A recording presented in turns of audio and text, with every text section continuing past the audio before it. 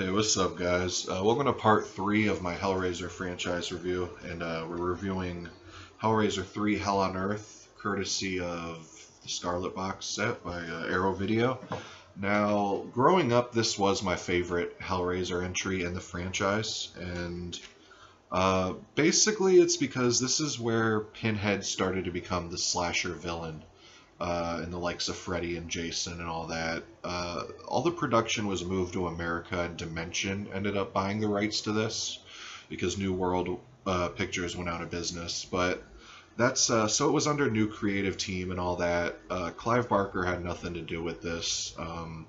From what I understand from the commentary, they actually paid Clive Barker to not have his name on it, and then paid him again to have his name put back on it. So Clive Barker got paid a decent amount of money for doing nothing, pretty much. But Doug Bradley returns. None of the original Cenobites returns because I watched the documentary, and the female Cenobite says they were only allowed a certain amount of working visas for the cast and crew. So obviously Doug Bradley had to come to America. The makeup effects team had to come to America, and there just wasn't any room or anything for the other Cenobites. So they ended up getting a whole nother crew of Cenobites, which I'll get into in a second. But yeah, if you ever read the Hellraiser comics from the 90s, this movie feels like a story straight out of the comics, of the Hellraiser comics, in look and feel and everything, the whole vibe. I know like 95% of Hellraiser fans don't like this movie. And I can understand why if you're a big fan of the first two. The first two have like a more complex story. You're getting into the mythology of this. You're introduced. It's a better done film. I mean, I gotta be honest. Even though I like this one better than those two, the first two are better made films. But yeah, like I said in the other reviews, I don't want to get too much into plot.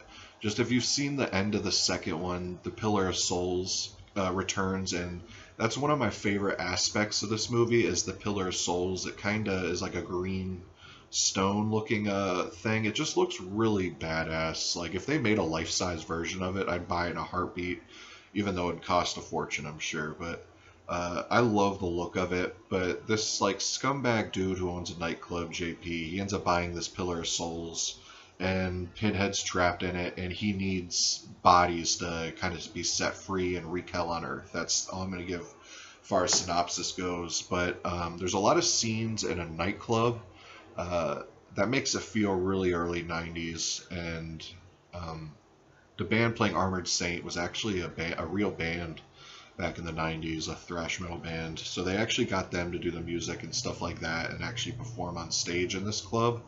And also listening to the commentary, I guess the guy who plays the DJ was like the biggest promoter in LA at that time, so they got local talent to do all that, and so that's always really cool, you know. This one obviously went more cheesy and goofy, and Peter Atkins, the writer, and who actually plays this Cenobite, the barbed wire one, he said straight up that they were aiming for a younger audience. I mean, Dimension wanted it to appeal to a wider audience, get out of the cult status, and become a mainstream thing for everybody. Because the first two were geared towards adults, but this one, it's still geared for adults, but you could tell they were trying to get teens and stuff really into this. You know, the effects in this, besides the CG parts of the effects, I think the effects are better in this than the first two. Like there's one scene in particular where Pinhead first wakes up in this pillar thing, and he basically skins this woman alive and sucks her into this pillar and all that, and the effects look really good, but there is a CG part when she's getting sucked into the pillar that you could tell is CG, but still, it's so badass.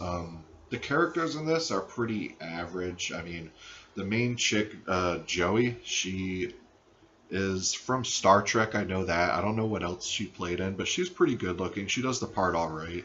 And then there's Terry, this like junkie chick who's dating JP, the scumbag nightclub owner who bought the pillar. And there's like a whole side plot of them. She's all pissed or whatever that he's a scumbag, whatever. But so there's stuff like that. But basically the whole first, I'd say, hour of this movie it's kind of slow, like it's building up, and Peter Atkins said he did that on purpose. He wanted it to be like a slow burn, and then to wreak all havoc at the end. So, you know, there's a big massacre scene at the nightclub, and there's some awesome gore effects. It's just, I love that whole scene. I love Pinhead's facial expressions in that scene. It pretty much this whole movie, I think Pinhead has the best facial expressions. The makeup looks awesome in this. And there's this scene, and it keeps going back to this like Vietnam battlefield, where it makes sense in the story when you watch it. I don't want to give anything away, but Elliot Spencer, the person who was Pinhead before he became Pinhead, his little backstory is more further kind of explored in this Vietnam battlefield. But what's really cool about this is there's a scene where she's in the middle of this field, and it kind of, Pinhead comes out, and it's bright, and it's green, flat. It's a basically like a forest and a field. It's supposed to be take place in Vietnam, and it looks kind of wet outside and stuff, and Pinhead's standing out there talking to her. And there's something like eerie about it. The way it's not nighttime, it's just broad daylight, nobody around, empty field with trees and forest, and Pinhead just talking to you and stuff. It was kind of actually creepy looking, and it's also really reminiscent to me of Pennywise when he's standing in the sewer talking to I can't remember the kid's name, the chubby kid. I can't remember the kid's name. But when he's talking to the chubby kid as his dad, and all of a sudden he's Pennywise, it was really reminiscent of that scene, same color scheme, kind of, you know, so that's really cool. And then there was some really good effects towards the end with like Pinhead and Elliot Spencer morphing together and all that, and just really cool, you know. So that's why I always like this one. This one was just more entertaining to me as far as the fun factor goes in this movie. And straight up, Pinhead has more screen time in this movie than probably most of the Hellraisers combined. Like, he's the main star in this once he gets going. I mean, he's badass in the Pillar. They show it like ton of them. And then even Doug Bradley playing Elliot Spencer without the makeup, he has a decent amount of screen time. And this Arrow version of the Blu-ray, now it has the unrated cut. So I think it's only a few minutes, like 3 or 4 minutes longer. And there's like and the way they do it is you're watching the HD transfer of the movie, but the unrated scenes are spliced in from a laser disc. And so the quality downgrades a lot, and the unrated scenes go down to like the 4:3 ratio, which is fine with me because I actually wanted to see what the scenes were they cut out. So I'm glad that you're able to see what the unrated parts were, you know.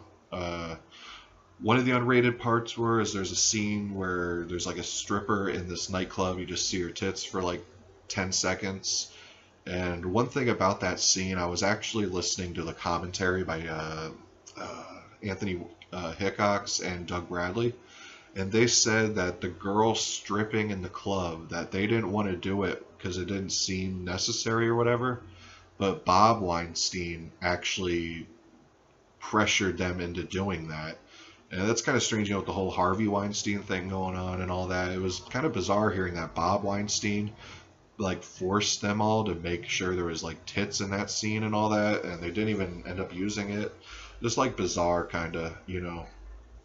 But this thing has like a 30-minute documentary from the people that did Leviathan, the story of Hellraiser 1 and 2, and it's obviously not as informative, being a half-hour long, but the fact that they do go into any kind of detail or any kind of stories with this movie is a big plus, because all I had was a DVD version, bare bones, so I was really hyped about that.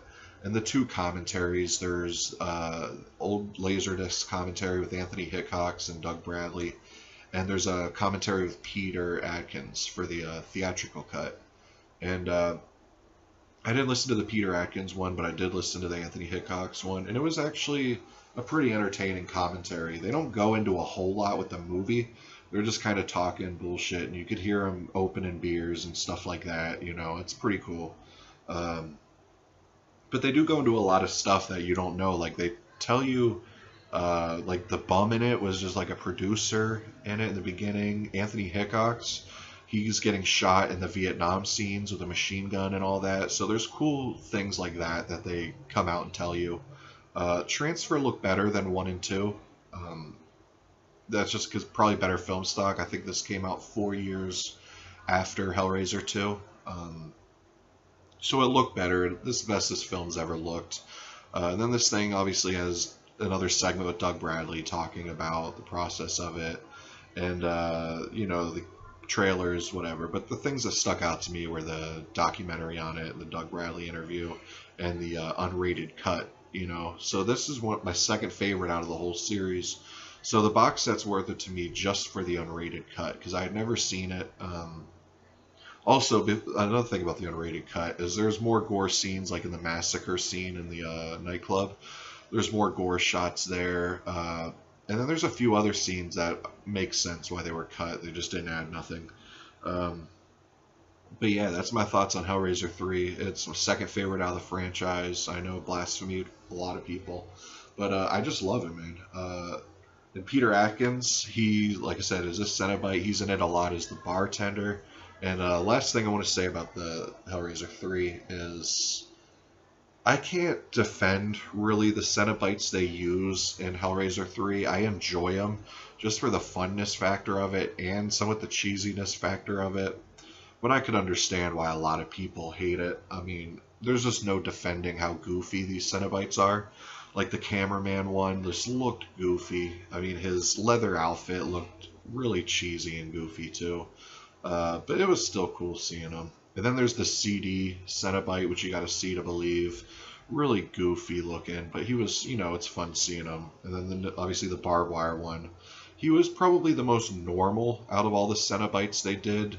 And then JP, and I don't want to give nothing away, but yeah, JP and the one Cenobite and stuff look really goofy.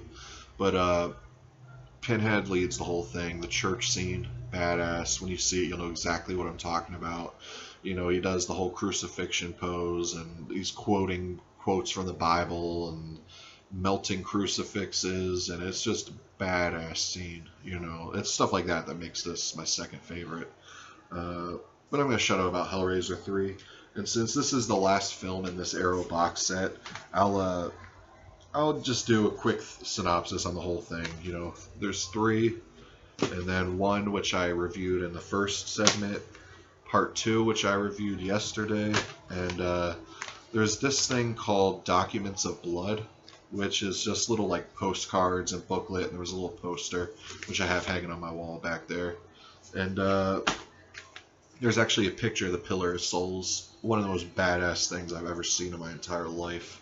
But this is the Clive Barker Legacy, and it's just a disc of Clive Barker's 2 student films, The Forbidden and Shalom, and they're actually remastered in Blu-ray. They don't really look that much better, but they were like filmed on 8mm or 16mm.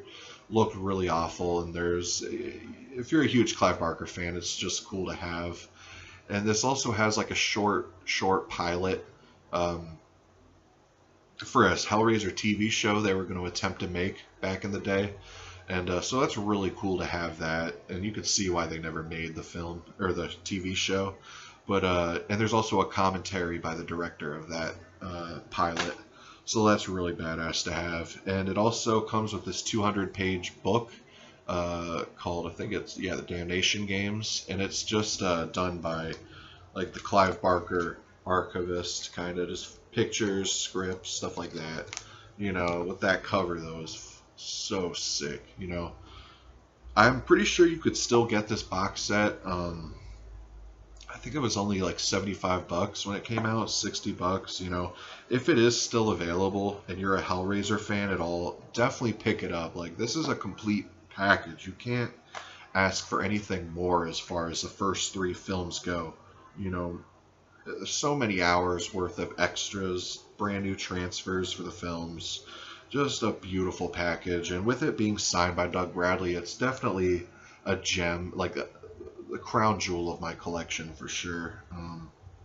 But anyways, guys, I'm going to come at you probably tomorrow, next few days, with the other sequels. I got that Dimension 4-pack for the 4, then I got Deader on DVD.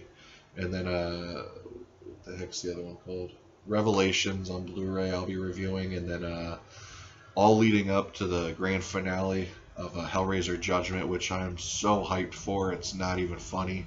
It's honestly killing me that I gotta wait so long to see it, but just the way my brain's built, I have to watch all of the sequels first before I get to the new one. That's just the way it is.